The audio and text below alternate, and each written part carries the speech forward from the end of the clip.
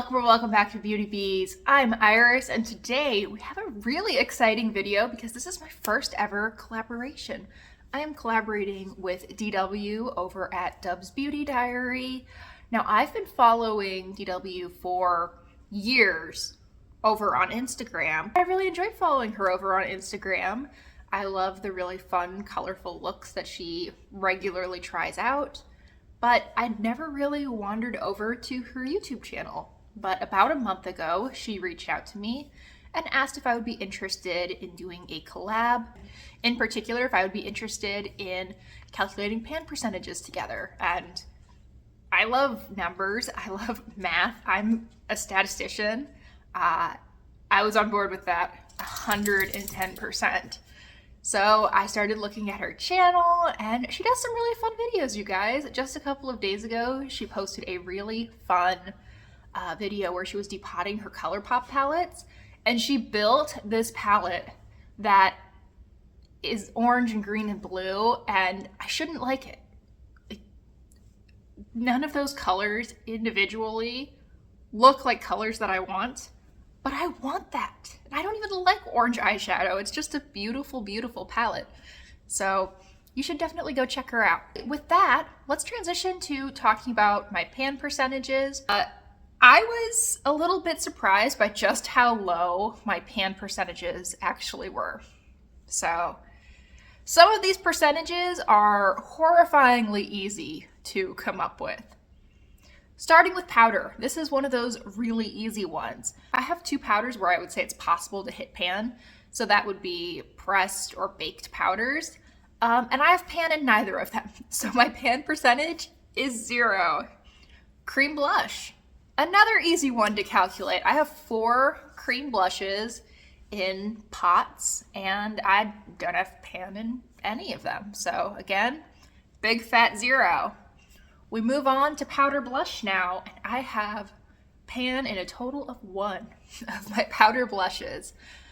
Now, I have, over the past 2 years or so, decluttered a couple of blushes that did have pan in them because I was interested in hitting pan. I wanted to feel like I'd gotten my use out of these products, but I wasn't necessarily totally in love with them. I didn't feel any great desire to finish them up. And I'm happy with that decision, but right now, looking at the pan percentage of 5%, kind of wish I'd kept those around. So I haven't had to take out my calculator for any of these yet, and the trend continues with my powder bronzers. I have 10 total powder bronzers, and I have pan in 1 of them. I have pan in a mini of NARS Laguna. I am hoping to hit pan in my Too Cool for School bronzer in the next few months. So that would double my pan percentage. I am currently at 10%. That would take me up to 20. I think that'd be awesome. Powder highlighter. I again just have 1 pan. I have pan in my It's a Small World highlighter, which is very light. It is so light of a beige that it's almost white. It's really, really lovely. If they still have it on the ColourPop website and you have pretty fair skin, I think it's stunning. I would totally recommend it. Anyway, I have 12 powder highlighters. Only 1 of them has pan. That's a pan percentage of 8 1/3%. Eyeshadow, finally, we're at a place where I have more than just 1 pan. Now, overall, I have 428 panable eyeshadows. So what I'm considering a panable eyeshadow, similar to powder, is an item that's actually in a pan. So ColourPop Super Shocks are in there, standard palettes. Pretty much the only things that wouldn't fall into that category would be liquid eyeshadows, or if I had any eyeshadow sticks, I would leave those out. But I have 428 panable eyeshadows. I have pan in 17 of them. I actually thought it would be a little bit higher, but I looked through and it is at 17, and that is just shy of 4%. It's 3.97% of my eyeshadows have pan in them right now.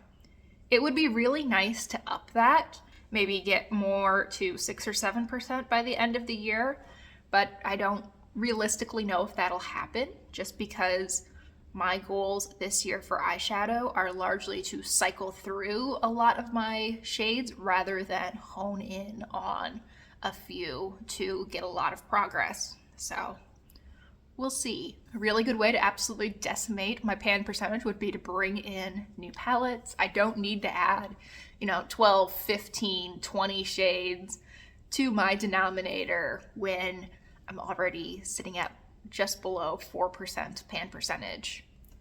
Now, I was feeling pretty bad at this point, so I decided I was going to break out my ColourPop Super Shocks.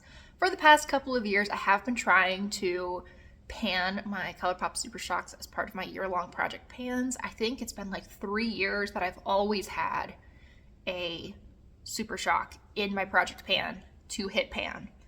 And through that, I have gotten to pan in 5 of them. And through that, I've hit pan in 5 Super Shocks out of my 10. So in my Super Shock shadows, which is one very small category of my rather large makeup collection, I am at 50% pan percentage. I only calculated that to make myself feel better, but I appreciate it all the same. So overall, my pan percentage, I have 476 products that I could have pan in. I have pan in 20 of them, and that brings me to a pan percentage of 4.2%. I would like to increase that. I'd like to be more at 5 or 6%, maybe by the end of the year. I might have to check in on this in a few months and see what kind of progress I've made. Anyway, thank you so much for watching today's video. Thank you, DW, for suggesting that we do this video together. I'm really excited to see yours. Please consider liking and subscribing here if you enjoyed, and definitely go check out DW's video. I will have that linked down in the description box. I believe we're posting these at the same time, so at first it will just be a link to her channel, but when I get a chance to update that with the actual video link, I'll include that as well. Thanks again, and I hope I see you guys next time. Bye, y'all.